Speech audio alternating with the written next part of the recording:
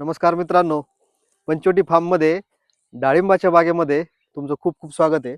आत्ता मी आहे डाळिंबाच्या बागेमध्ये आणि आता आपण डाळिंबाला जे पहिलं पाणी सोडलं होतं तिथपासून तर आजच्या दिवसापर्यंत किती दिवस झालेत आणि त्याला आपण कुठल्या प्रकारचे फवारणी आणि औषधं दिलेले आहेत आणि याच्यानंतरचं पुढचं शेड्यूल काय राहणार आहे ह्याची माहिती आपण घेणार आहोत.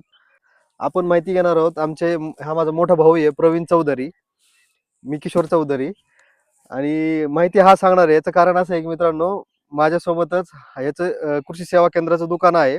माझा जो अनुभव आहे तो फक्त माझ्या बागेचा आहे, पण ह्याचा जो अनुभव आहे ना तो आमच्या गावातील असंख्य शेतकऱ्यांचा अनुभव आहे, जो हा खूप साऱ्या शेतकऱ्यांना औषधं वगैरे देत असतो. त्याच्यामुळं अनुभवातून आपण त्याची माहिती घेणार आहोत. आपला हा बाग आहे आणि ह्या बागेला आपण 10 जानेवारीच्या आसपास पाणी सोडलं होतं आणि त्याच्यानंतर आपण कुठल्या फवारण्या केलेल्या आहेत ना आपण त्याची माहिती घेऊया.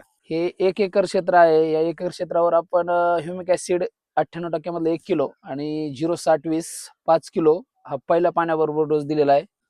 त्यानंतर दुसरा पाणी आपण एक 4 ते 5 दिवसांनी साधारण एक तासभर दिलेला आहे कुणी निघल्याच्या अवस्थेमध्ये. त्यानंतर आपण प्रत्येक 4 दिवसाला झाडाच्या गरजेनुसार पाणी देतोय. दुसऱ्या पाण्याबरोबर आपण आघाडी जास्त निघू नये त्यासाठी 0,52-34 एक पायकरी 5 किलो दिलेला आहे.